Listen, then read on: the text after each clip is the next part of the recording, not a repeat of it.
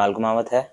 ये मेरे दादाजी हैं, इनका नाम केशवलाल वर्मा है, जो कि एक अस्थमा पेशेंट है। कंडीशन बहुत ज़्यादा ख़राब हो गई थी, तो हम एक हॉस्पिटल में लेके गए थे, तो वहाँ पे इतना कोई फ़र्क नहीं पड़ा था। तो वहाँ पे किसी ने हमें सजेस्ट किया कि आप फोर्टिस हॉस्पिटल जाइए। तो हम यहाँ पर आए, हमने डॉक्टर विनोद शर्मा सर से हमने कंसल्ट किया और इनको आईसीयू में एडमिट किया। ये 15 दिन आईसीयू में रहे थे।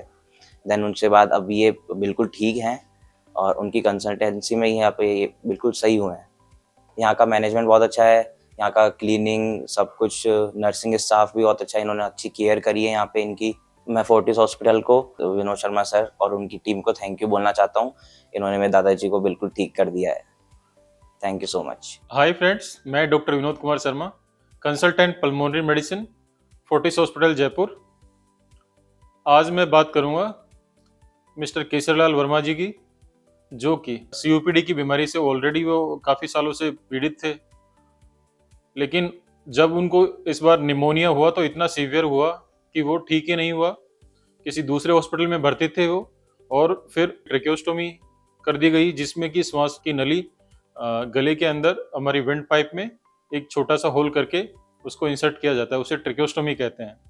उसके बावजूद भी मरीज का जो इन्फेक्शन है वो कम नहीं हुआ। उसके शरीर में इतनी वीकनेस आ गई थी, वो हाथ और पैर भी नहीं उठा पा रहे थे, और जगह जगह बॉडी की स्किन में से फ्लूइड का सीपेज हो रहा था, और उनको गंभीर थ्रोम्बोफ्लोबाइटिस भी डेवलप हो गया था, क्योंकि वो लंबे टाइम तक ट्रेकियोस्टोमी पे रहने की वजह से और शरीर में इतनी कमजोरी आने की वजह से हाथ पैर भी नहीं उठा पा रहे थे, जिससे कि इलनेस पॉलीन्यूरोमायोपैथी कहा जाता है इस बीमारी को, जिसमें कि हमारी जो मांसपेशियां हैं और पेरिफेरल नर्वस सिस्टम है, उसकी जो काम करने की क्षमता वो कम हो जाती है। ऐसी कंडीशन में वो हमारे पास में आए। उनके शरीर में इन्फेक्शन का स्तर भी बहुत ज़्यादा था, ब्लड प्रेशर मेंटेन नहीं हो रहा था। हमने उनको सीधा आईसीयू में एडमिट करा और उनका लगभग 2 से 3 हफ्ता तक इंटेंसिव तरीके से उनका मॉनिटरिंग, मैनेजमेंट और ट्रीटमेंट हमने किया उनका आईसीयू टीम के साथ में मिलकर। और 3 हफ्ता के बाद में उनको, जब वो ठीक होने लगे, तो उनकी ट्रेकियोस्टोमी एक बार हटाने का हमने प्रयास किया, लेकिन ट्रेकियोस्टोमी हटाते ही उनको सांस में बहुत ज़्यादा तकलीफ होने लग गई, क्योंकि लंबे टाइम तक ट्रेकियोस्टोमी रहने की वजह से श्वास की नली में सिकुड़न आ गई थी। तो उनको फिर से ट्रेकियोस्टोमी पे इंसर्ट करके उसको होम केयर पे भेजा गया। उनको डीप वेन थ्रोम्बोसिस भी डेवलप हो गया, उनकी पैरों की जो नसें हैं, नसों के अंदर थक्का जम गया था, उसका भी ट्रीटमेंट किया गया।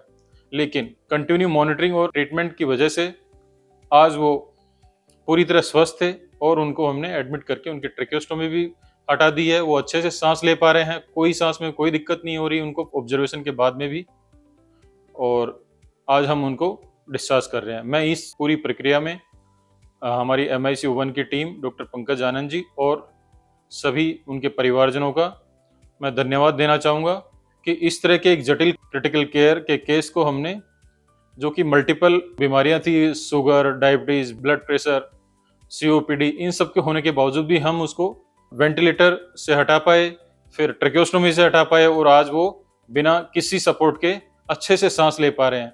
धन्यवाद।